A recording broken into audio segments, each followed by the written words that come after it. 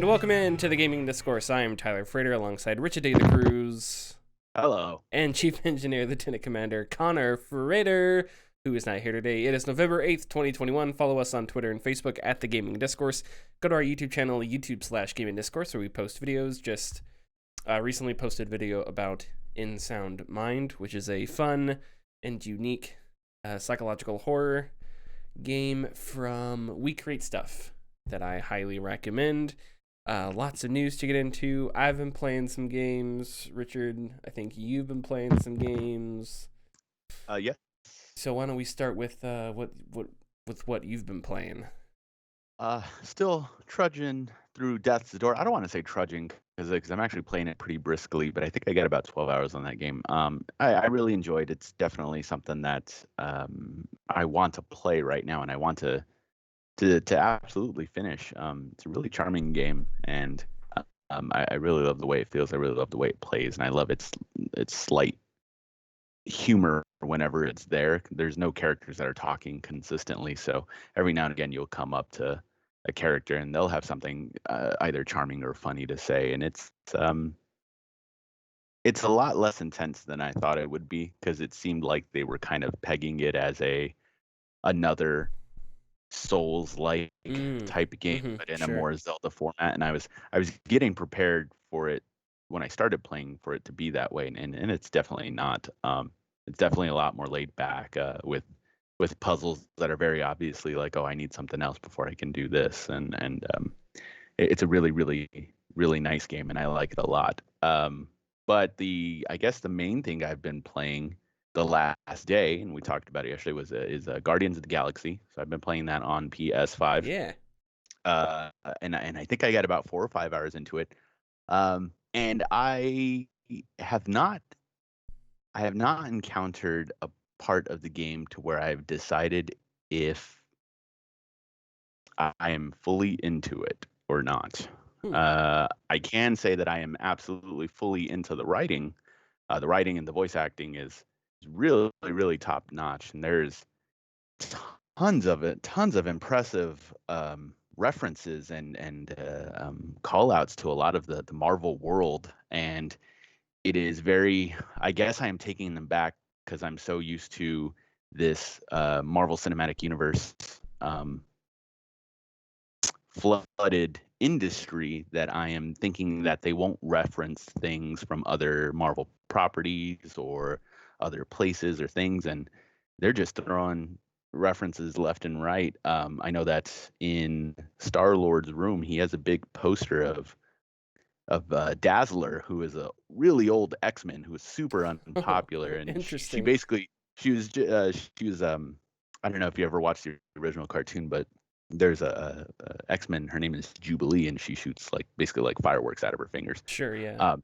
Dazzler was kind of like that, but just nobody liked her. It was just a product of the time. And recently she's come back and she's gained popularity again, due to everybody just kind of like realizing they treated her unfairly back then. But yeah, he has a poster of that on her wall, and just a lot of things that characters say are just kind of out of left field if you're very familiar with Marvel works. And so I really enjoyed that. There have been a couple of situations and character lines where I have actually busted out laughing because they are very, very good. They make it extremely, all the characters are extremely aware of their surroundings in a way that one of my favorite parts at the beginning was Rocket is running along the trail, and he's like, hey, Quill, like, don't worry about that area, like, don't go down there, it's just a dead end, like, just forget about it, let's go.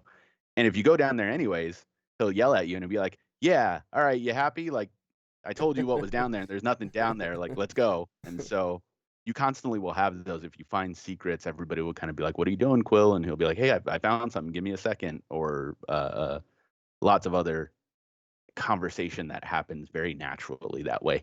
A downside about the conversation is that it also suffers from when you do something too quick, the lines will cut and it moves on to the next one, which really sucks because I do want to hear these characters talking a lot, because that's definitely the best part of the game. I think that the some of the things I'm not jiving with so far is the movement. I think that Peter Quill Star Lord, he's a bit. You play GTA and you play Red Dead, and you know how they kind of have that like delayed movement. Like The if you press, sure, the tanky, somewhere slow, yeah. yeah, he kind of feels like that to me. I don't know if it's just me, but Hmm. he doesn't. I feel like he doesn't move as fast as he should be moving. There's no run button that I've found, so he's just kind of like a. He's not walking, but he's kind of doing this slight, like not a run, but not like a jog. He's like kind of in the middle, and you can't go any faster than that. And his jumps are very, very small. You do have a double jump because he has the jet boosters on his legs, but they just feel like I'm getting no distance or no height, so it feels weird. Of course, 4 hours you get used to it, but it's just something to that just feels weird and out of place. Something I feel like should be faster. For a large part of the game at the beginning, it kept telling me I had upgrades available, but there were no upgrades in my menu, and it's because it's not until later you get the ability to actually upgrade things. So it's like, well, why are you giving me that message if I can't do anything? It's really like distracting. Uh-huh. Uh, and the fighting and shooting is at times really neat. You only play as Star Lord. You only play as Peter Quill. You don't play as any of the other characters. You don't play as Rocky. You don't play as Gamora, Drax, or Groot. But you rely on them to perform their special abilities while you are fighting, so that you all can basically use combo maneuvers on all of these all the enemy characters. And Peter Quill's weapons are just the two space pistols, and they do absolutely nothing to a lot of the enemies. And they run out very quickly. But of course, obviously, like I just mentioned, there's upgrades. So I haven't got to a point where it like I said, it just feels like I'm excited to play. Besides the voice acting and the lines, but I'm going through it. I do like seeing it's gorgeous. It is absolutely a gorgeous game. Eidos Montreal, I think. I want to No, say no. yes. Yes. Eidos Montreal is making it. First off, they are whatever their environmental artists did a phenomenal job, because all of the areas that you are in have been in so far that I've been in are gorgeous, are absolutely gorgeous, and the character models look really really good, especially in cutscenes, of course, because they're cutscenes. And I don't want to know how much money they dropped on all of the references that they have. The soundtrack,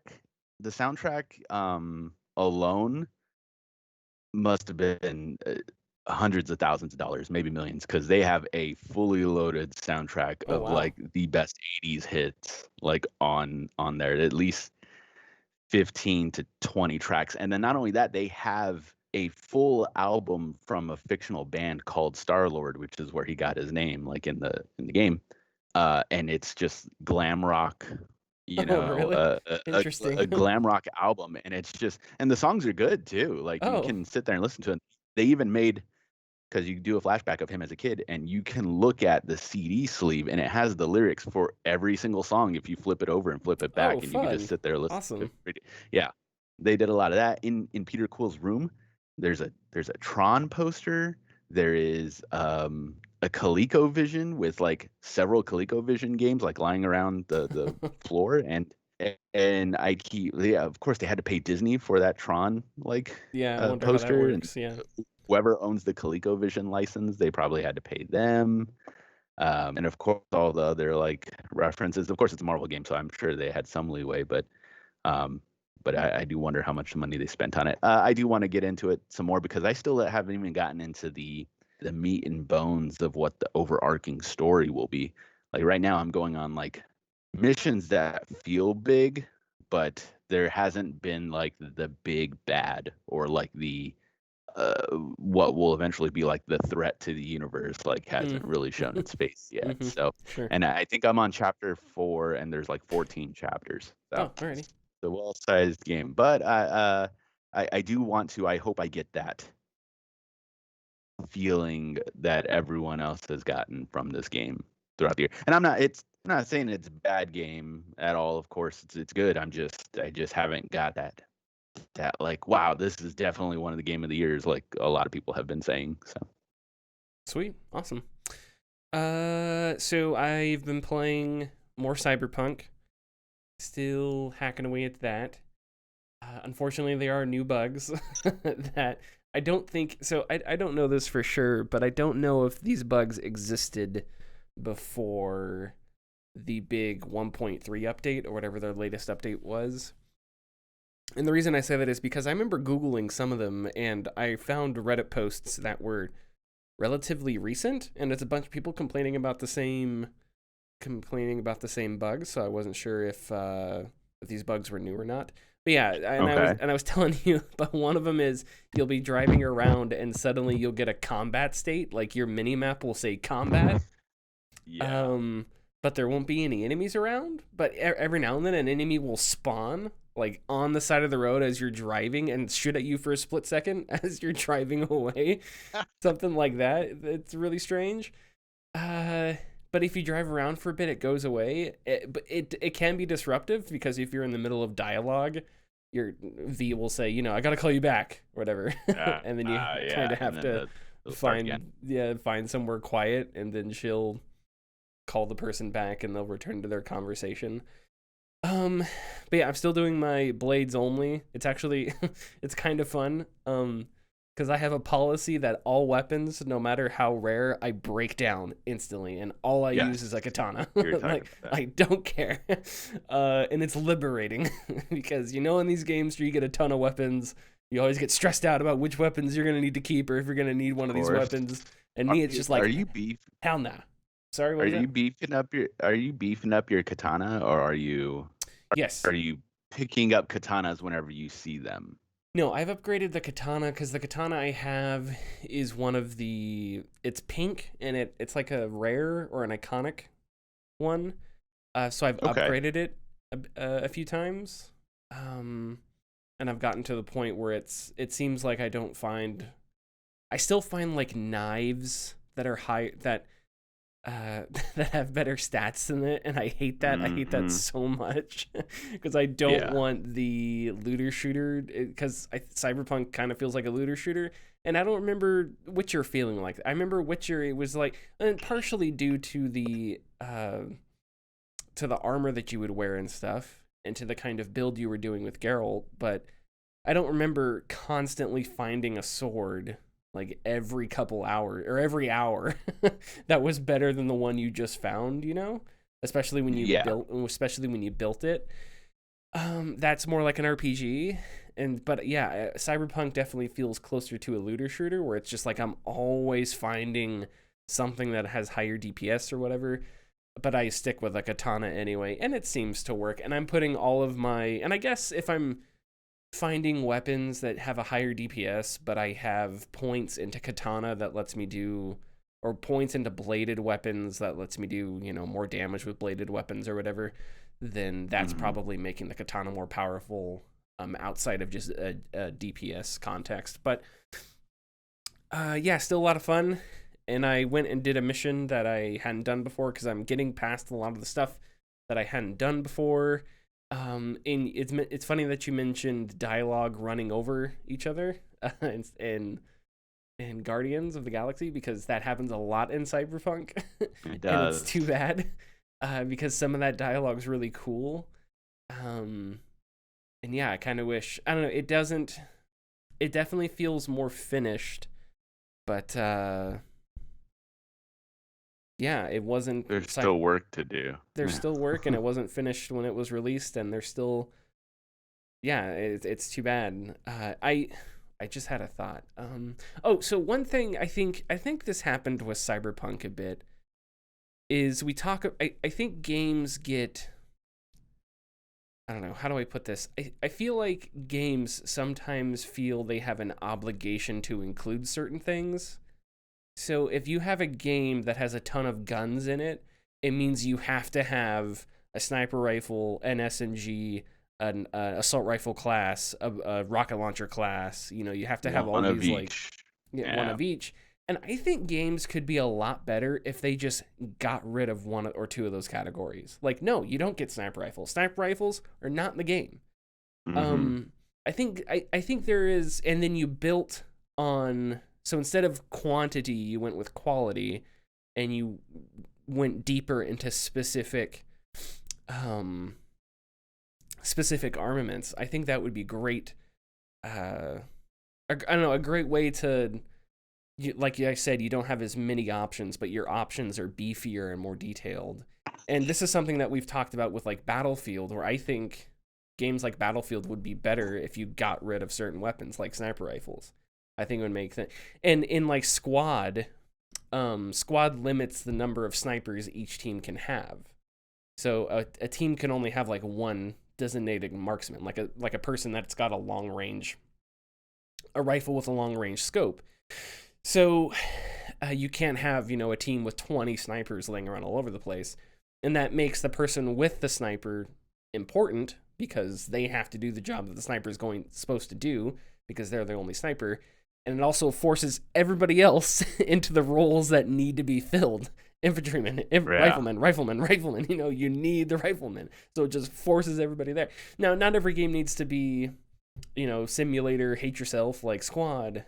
But I guess what I'm trying to get at is I just want Cyberpunk to be more of an RPG. I would have preferred if it was more of an RPG. And maybe some people would argue it's all RPG. What are you talking about? I just don't think it's as strong as like Witcher, how the RPG mechanics worked in that one. And I think it kind of feels closer to Far Cry. And Far Cry is not an RPG. Far Cry is just a shooter that you kind of level up in, Yes. At least, I haven't played Far Cry 6, but like Far Cry 5, since Far Cry, and even, I don't know, maybe even, I don't know if you'd want to call Far Cry 3 an RPG. I don't think so, because it wasn't like... That's the hang up with guns and modern day stuff like that, because once you introduce a gun, I think everything changes, And that's I think that's why Assassin's Creed got so screwed up, because they got to the guns and then they're like, well, wait a minute. And then they just kind of like shied away from it, because I guess that's not a good example, because you have stuff like XCOM. Like XCOM has guns, but it's a tactical RPG. Oh, but then that's what? I don't know where I'm going with this point. But no, I think that when you throw guns into the mix of a game, you kind of drastically, for the majority of games, change how it would be. Yeah, I think it waters things down, I guess. Because if you're gonna have sniper rifles and skills for sniper rifles and stuff like that, then you can't go through the entire game and not think about the sniper rifle. Does that make sense? Yeah. Like, if it's not useful anywhere, then what's the point in having sniper rifle skills and blah, blah, blah? Whereas you could just do away with all of that and focus on a different section of the game somewhere and make it. Yeah. So I don't know. I don't know if that's an unpopular opinion or not.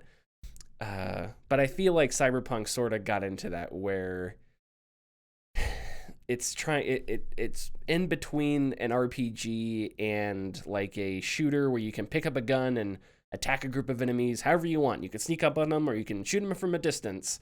But an RPG really doesn't lend itself to that, because you're supposed to build your way there. I think Fallout, the same thing sort of happened with Fallout. And in Fallout 3, it was much more of an RPG where you sort of had to spec into the weapons that you used.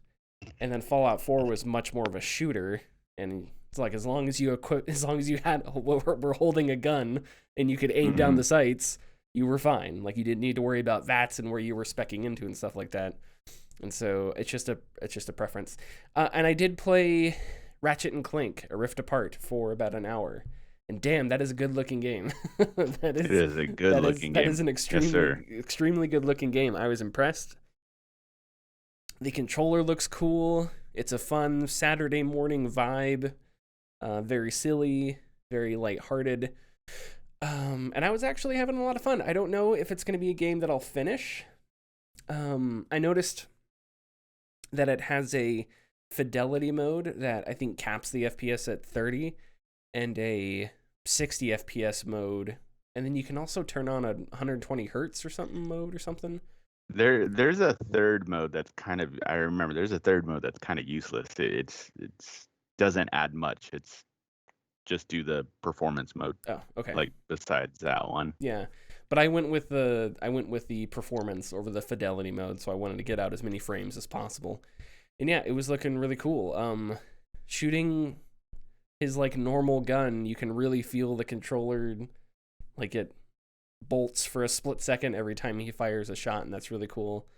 So I'm excited to mess around with that more and see what else it does. But yeah, I don't know if it's going to be a game that I super like get into and beat or not. I'm not sure. How did you get super far into Ratchet and Clank? Yeah, I beat it. I got all the trophies and everything. Okay. it's not very long at all. I mean, if you don't care about like getting collectibles and stuff, I mean, less than 10 hours probably. Oh, okay. Well, maybe I will then. We'll see. Up to you. Okay. You actually reminded real quick, sorry, because you were talking about Ratchet and Clank and the controller. So Guardians of the Galaxy does have haptic feedback and whatnot. I think it's a bit weird. It kind of works in the reverse. So now that I think about it, I guess it's not so reverse. So when you're playing and you're shooting a Star-Lord, on your reticule, on both sides you have basically a meter, an overheat meter that's rising before it hits its limit. And while you're shooting, there is no haptic feedback while you're shooting, but when it gets near to the top of the overheat, it starts to resist against you. Oh, interesting. And then when it hits its overheat and it cools down, it has an active reload like Gears of War. So there's a section that if you press the trigger again, you get like an actual like charged blast that shoots out afterwards. And when you pull the trigger on that portion, it's really difficult. Well, not like really difficult, but it's difficult to pull the trigger again at that exact moment. So it kind of works in the reverse way. And I guess if I think about it, it actually makes sense because it would be harder to control your weapon or continue to shoot it if it's beginning to overheat. Sure. But yeah, it has those, which is good. And then it does have some of the rumble feature that like it'll rumble in specific places if something is going on, like if an enemy is behind you or if a ship is like coming behind you, it'll like rumble in that direction. So it has those at least, which I'm glad because it doesn't seem like a lot of games have had recently. I know. But that's it. I know in Ratchet and Clank that each side of the controller matched his feet while he was running. So it was like left side of the controller shook, right foot, right side of the controller shook. And that's fun. Not game changing, but it's fun. It's neat. Although the feel of the gun while it's shooting is really neat. That's something that I really hope developers dig into. We want to give a massive shout out to the sponsors of this episode. They have been silently supporting us since the very beginning, and we felt it was time to give them some love. The like and share buttons have been at our side since episode 1 of the podcast. They can be found just beneath this episode. Please give them a click, it helps us greatly. If you're feeling lucky, click the bell icon to enter for a notification anytime we post new content. You may be surprised by what you get. Square Enix president says Avengers had a disappointing outcome. In the company's 2021 annual report, President Yosuke Matsuda wrote a message to the shareholders saying, quote, Marvel Avengers was an ambitious title for us in that we took on the games as a service model, but it has unfortunately not proven as successful as we would have liked. Taking on the games as a service model highlighted issues that we are likely to face in future game development efforts, such as the need to select game designs that mesh with the unique attributes and tastes of our studios and development teams. While the new challenge that we tackled with this title produced a disappointing outcome, we are certain that the games as a service approach will grow in importance as gaming becomes more service-oriented. How we go about creating new experiences by incorporating this trend into our game design is a key question that we will need to answer going forward. And this is very telling because we obviously have heard all the news throughout the last year and a half or year that Marvel Avengers has been out. And I think that we already do have information that Marvel Avengers was originally a single player title and that they changed to games as a service. I think I might be mistaken on that, but it definitely feels that way. At least when I played Marvel's Avengers. Okay. Yeah, I think there's a lot of interesting things about this. One is I don't think games as a service is new.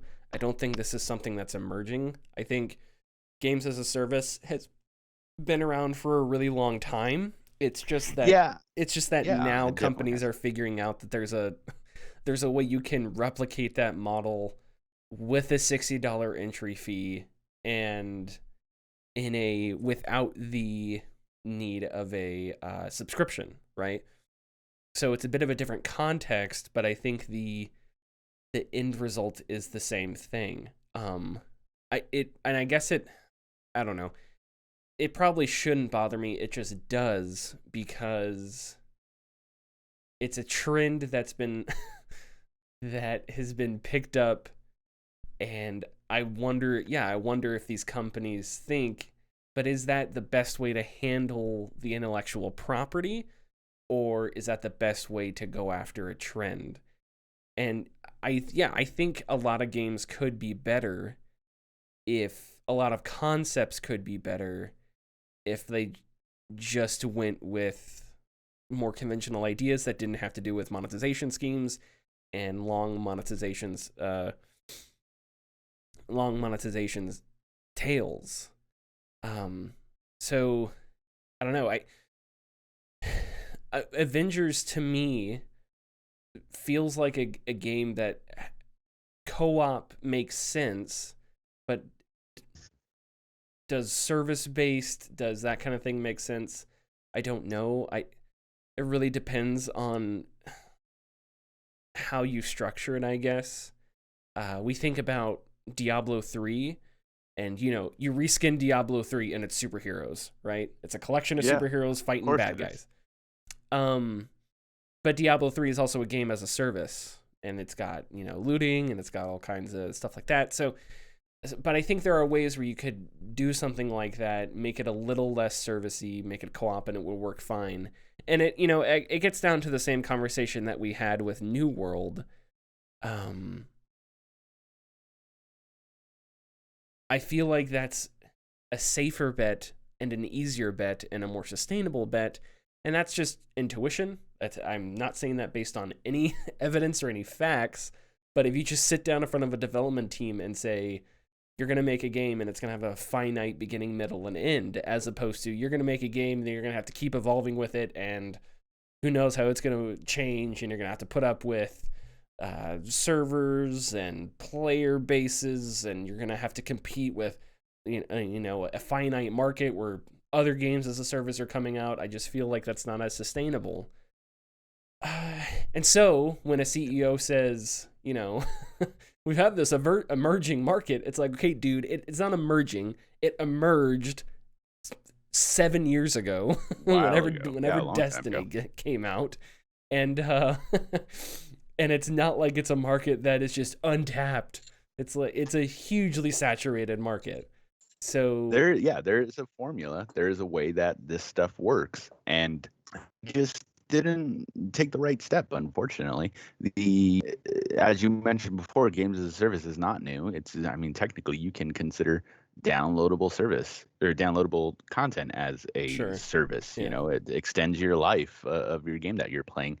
But it's also disappointing only because we have had something similar to Marvel Avengers before, several times, with the Marvel Ultimate Alliance series and X-Men Legends 1 and 2, which were basically Diablo games but with Marvel characters, and they were very good. And I wonder if they took a shot at a game like that again nowadays, if it would be successful, which it was about, I believe, 5 years ago, there was I think it was called Marvel Heroes Omega, which was once again a Diablo type MMO-esque game that was on PC, and then they made a console version, and something happened, I believe, with the licensing, and they ended up canceling the game, unfortunately. I played it for a little bit. It was fun, but something like that would have worked just fine. And even Marvel Future Fight, I think it's called, is the same type of situation. You get on your cell phone, you get upgradable abilities and things that you can equip, and it is a games as a service, and it works. I think that they did not think about it before they made the game very well, of how it would work. And two, I think, and this is no fault to them, I just think it was given to the wrong developer. Hmm. The Crystal Dynamics, right? Yeah, Crystal Dynamics and IDOS, they prove that they can make very good single player story based experiences with the Deus Ex games and the Tomb Raider games. But I think giving them something as ambitious as this that they had no true experience in might have been a mistake. But it's something that they can learn from, and hopefully that we might see another shot with this studio, something else probably. But yeah, I think that it is unfortunate that a franchise as big as Marvel had to suffer with a big letdown as far as its game goes. Excuse me. Yeah, and it's not like this had to happen. It's not like it was an inevitability. It's not like it, it's frustrating. You sit down and you think, hey, let's make a game where you play as the Avengers, and that's not an idea that just blows your face off. It makes sense. It's intuitive. Yes, it is. But when you add on, let's play a game where you play as the Avengers, and there's going to be multiple campaigns played across seasons and updates, and Spider-Man's going to be exclusive to the PlayStation. It's like, okay, well now you just sound silly. Now you sound dumb. And that's the frustrating part. And they've also gone back and forth on boosters, and we'll talk about this in a bit with NFTs, but executives use a lot of doublespeak. They're very disingenuous, and sometimes they just lie. Mm-hmm. And one of the things that I would love to ask Andrew Wilson when we have him on the show one day is, okay, you say you know what players want, and there's two definitions of that. One definition is we know what players want, aka we see transactions, so we're going to say want in replace of people are spending money on. And then there's what players want, as in this is what players actually want, but they may or may not be spending money on it. And, as an example, with Avengers, when Avengers had its big E3 show, what happened? They said no loot boxes, and the crowd went nuts, Yeah. And I guess they backtracked on that and stuff, but that's, there you go. When Star Wars Jedi Fallen Order was announced as a single player game, people weren't disappointed and sad and frustrated. And when Fallout 76 was told it's gonna be a co-op survival shooter, people were disappointed. It's like, it's obvious. I don't know. I think it's a lot more obvious what players want, quote unquote. And I think these executives know that, but they're obviously more concerned with what makes money, and which is a different definition of want, I think. But anyway, we'll move on, because speaking of Andrew Wilson and Strauss Zelnick both talked about gaming and NFTs this week. So real quick, we haven't talked about NFTs on this show before, and I was hoping we wouldn't. and I'm gonna apologize because it's news. It's news. So an NFT is a non-fungible token, and it's difficult to wrap your head around it. I think partially because a lot of it is completely made up, but it does not give you ownership of a thing, and only gives you like a physical thing. It gives you the ownership itself, right? So if you buy an NFT of like a GIF, you own the ownership of that GIF, but it doesn't mean people just can't copy and paste that GIF like in other places of the internet. Right. And that's one example. So an NFT is something that can't be replicated. So like 2 Bitcoins are if you traded the Bitcoins, they're the same exact thing. But 2 NFTs aren't necessarily the same thing. So it's a way of making something digital that's also wholly unique. and then you can sell things, and you can invest things, and you can create Discord servers where it's all about pictures of monkeys. I don't know, but apparently people really care. And there's the whole, I don't want to get into NFTs because this is the problem. We got to get into what these executives said. It's not great. It's very shady. So there, I think we can leave it at that. In EA's Q2 investor call, CEO Andrew Wilson said EA is exploring how fans can be more involved with the FIFA brand outside of the video game itself, and said, quote, fans want more modalities at play inside the game, which go beyond just straight 11-on-11 football. They want more digital experiences outside the game, esports, NFTs. I do think NFTs will be an important part of the future of our industry on a go-forward basis, end quote. I just want to make a note real quick. A go-forward basis is so corporate-y. When I read it, I literally laughed. I was like, who says a go-forward basis? That's such... Anyway, doesn't matter. Meanwhile, GameIndustry.biz spoke to Take-Two CEO Strauss Zelnick, who is famous on this show for being the man who is a genius for inventing cowboys. They talked about NFTs That guy. and the metaverse. Zelnick was a little more skeptical, saying, it's a bit of a long quote, but like every sentence is packed with goodies. Quote, if you believe in collectible physical goods, I don't know why you wouldn't believe in collectible digital goods, and blockchain authorization is one way, not the only way, to authenticate the fact that something is singular is rare. I'm a big believer. But what I don't believe is that just because something is digital or an NFT, that it suddenly has value and or has value that will be increased in the future.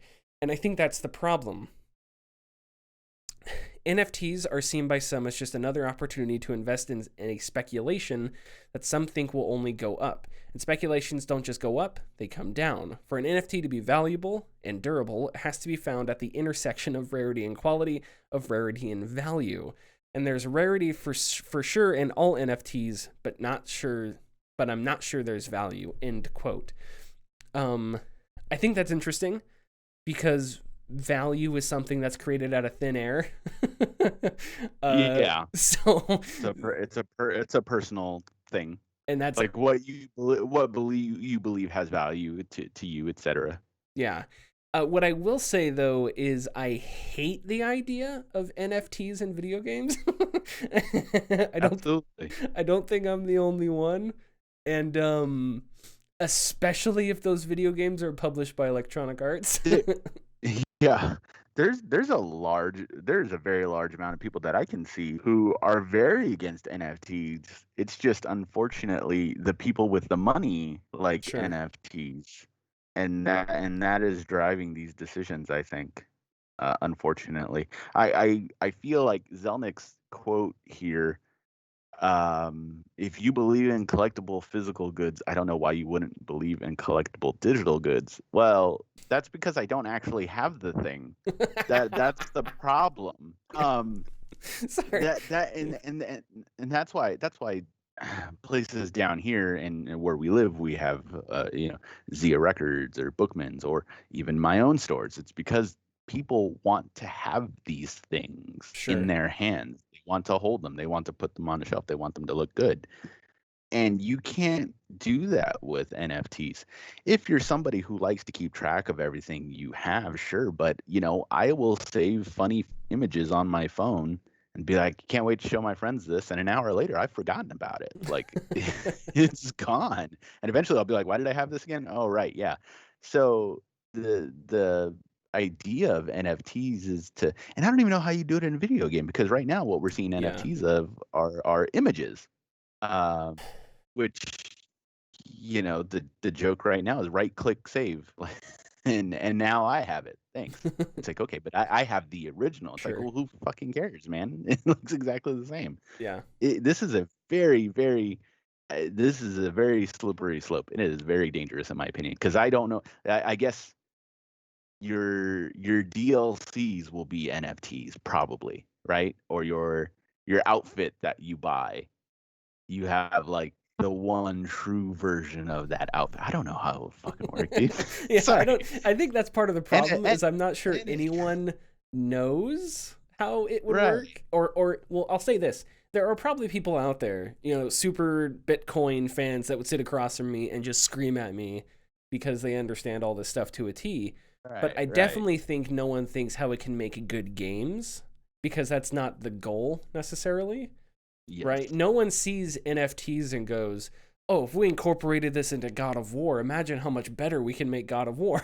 No one's thinking that. That's not part of the discussion. The discussion is, oh, if we could ham fist NFTs into FIFA and sell loot boxes, think of all the money we can make off of these trust fund kids that are spending money on pictures of gorillas when they could be spending money on pictures of Lionel Messi, So it's like, so that's the discussion. The discussion is not how does this make our games better or more intriguing. It's about engagement. It's about these corporate finance buzzwords that are just euphemisms for how do we get people with discretionary income to empty that in our direction. And I'm somebody, maybe it's naive, but I'm somebody that I always go back to it. If your goal is not to make good games, can you just, at the end of the day, obviously every game developer has to survive. But I think within reason, if your goal is not to make the best games you could possibly make, then why make games? then why put yourself into this art, into the technology, go somewhere else? Because it's nothing is being improved by this. So, NFTs are difficult to talk about because there are, communities, and there's that word again, community. What the hell does it even mean? Communities of people that are trading and like these really odd things, and it's like if you're not into it, everybody else is just flabbergasted as to how you could possibly find value or care about it, So to incorporate that into games, it seems so unpalatable to me. It seems so incredibly unpalatable to me. Ubisoft employees renew their call to change Ubisoft's culture. A Better Ubisoft was a group of current and former employees shared an open letter to Ubisoft management earlier this year that included 4 demands. Number 1 was to stop promoting and moving known offenders from studio to studio without repercussions. Number 2, a collective seat at the table and to have a meaningful say in how the company moves forward. Number 3, cross-industry collaboration to agree on a set of ground rules and processes that all studios can use to handle offenses in the future. And then number 4, the entire collaboration must heavily involve employees in non-management positions and union representatives, which is the big, interesting one. Well, that was 100 days ago. So they said, hey, our demands have not been met as of 100 days. And then they posted a link to a new petition that is not just a petition of current and former employees, but it's also open to the public, which I would encourage you to sign if you want games to be better. But yeah, I thought this was great, and we just talked about we discussed Ubisoft last week and Blizzard last week, and the past 6 months.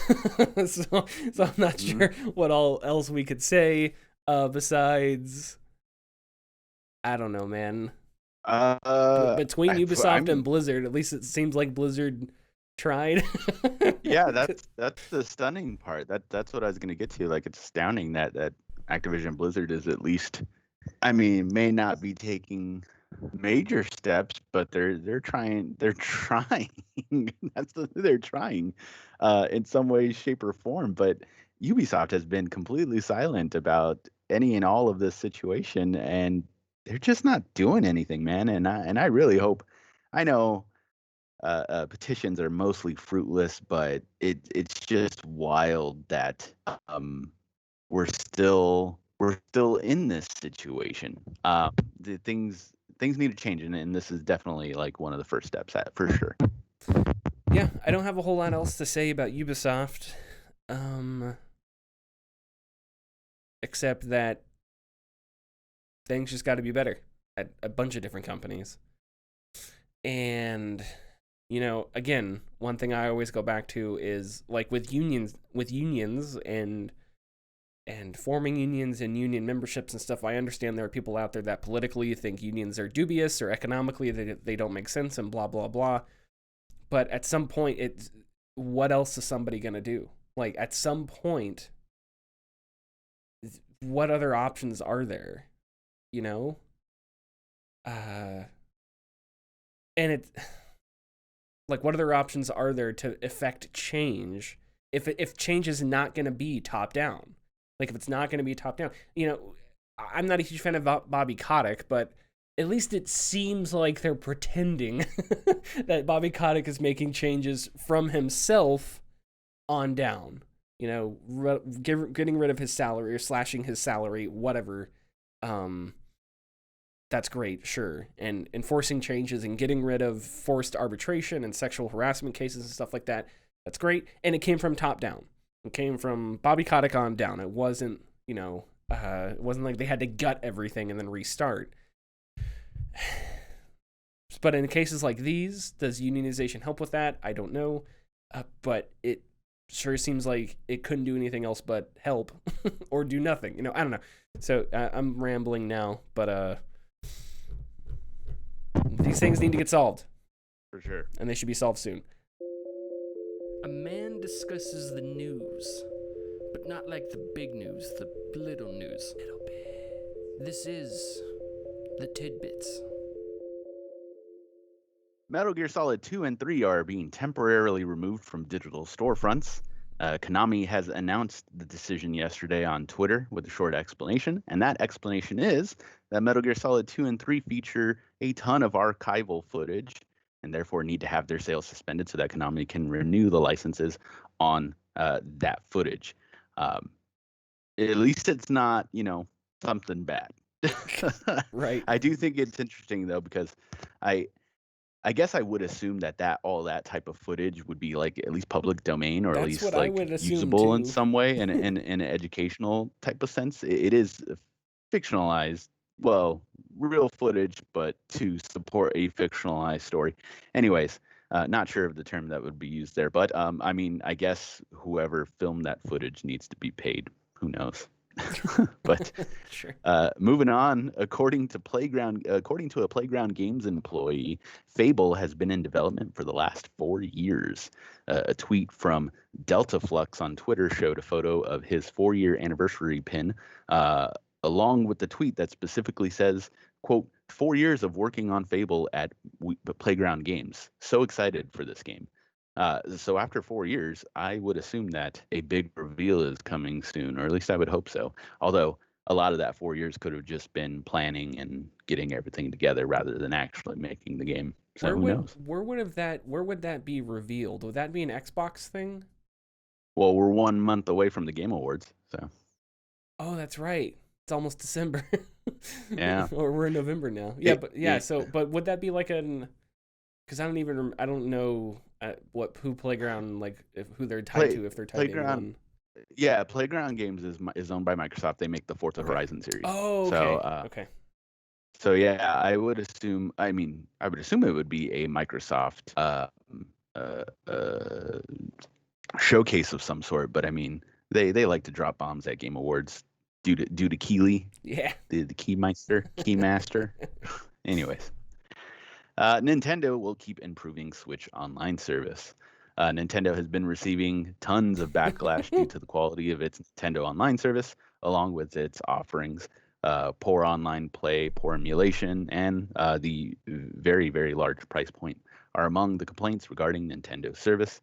On a call with investors, which I will get to that more next week, a representative stated, quote, last month we released Nintendo Switch Online Plus Expansion Pack, a new membership plan that adds the content to the existing service. Going forward, we will continue to improve and expand both Nintendo Switch Online and the Switch Online Plus Expansion Pack, striving to provide services that satisfy consumers. I hope Nintendo starts listening, because they are very far behind on the online service compared to the other two. Yes. I don't want to call them competitors, but the other two kids on the playground, Other like, two big on three. the other side, The other two of the big three. Yeah, other sure. two of the big, yes. Well, I'll say this: of of the big three, we could debate Dwayne Wade and LeBron James, but Nintendo is definitely Chris Bosh. Like, no, Come on, man. Nintendo's definitely Chris Bosh. And man, we talk about how I'm kidding, by the way. Nintendo's LeBron James, whatever. Don't come at me with death threats. So we talk about how each company does one thing better than the others or whatever, and then one company always does something just so horribly worse than the other two. Yeah, it's like Nintendo Online is just like, what are you doing? Like, I don't understand. But anyway, sorry, continue. No, it's astounding how bad it is. But anyways, speaking of Strauss Zelnick, Strauss Zelnick now likes VR thanks to receiving Facebook money. Zelnick last year stated that when talking about emerging tech in video games, quote, any new distribution vehicle that offers high quality, efficiency, and reasonable price is good for our business because broader distribution is always better in the entertainment business. That said, there was all this hype for years about VR, and I wasn't very compelled by that. Thankfully, as a result, we didn't waste money on it. I wanted to emphasize that point because after Facebook Connect last week, Strauss Zelnick now states, we've always said that we want to be where the consumer is, and when VR first emerged as a potential technology, while I expressed some skepticism about it becoming a very broad-based consumer application, I also thought it was really exciting technically and said that we would participate. Didn't sound like he said that, but anyways, No. long-winded explanation. GTA San Andreas was announced as a Oculus Quest exclusive at Facebook Connect, and now we will be seeing VR content from 2K in the future. Yeah. When it comes to when he says broad user base, and that was like a year ago or whatever, I would agree on the sense that like nobody wants to go to fucking meetings at the office with a VR headset on, you know. However, if I'm gonna sound elitist when I say this, so I apologize beforehand, but if you put on a VR headset and you are not astounded by how amazing some of the gameplay is, you got your eyes are shut because you are not looking, you're not trying. That annoys me so much. Like, have you flown an airplane in VR? You know, it's incredible. And then to add on other players and you're dogfighting them, you know, it's just, sorry, it's something I'm passionate about. So when a CEO is like, it just gets me a little peeved. Well, that's okay. Anyway, Strauss Zelnick, we will forgive. He is the man that invented the Western. Before him, no one ever knew that cowboys existed and the Wild West was there. Especially in video games. Especially in video games. Any other tidbits, Richard? No, that is all. That is all for tidbits today. Follow us on Twitter and Facebook at The Gaming Discourse. Go to our YouTube channel, YouTube/Gaming Discourse, where we post videos. Check out the InSound Mind video, a video about Midnight Protocol coming soon, TM. And we will see you next week. Hopefully in person. We shall see. Bye-bye. Bye-bye.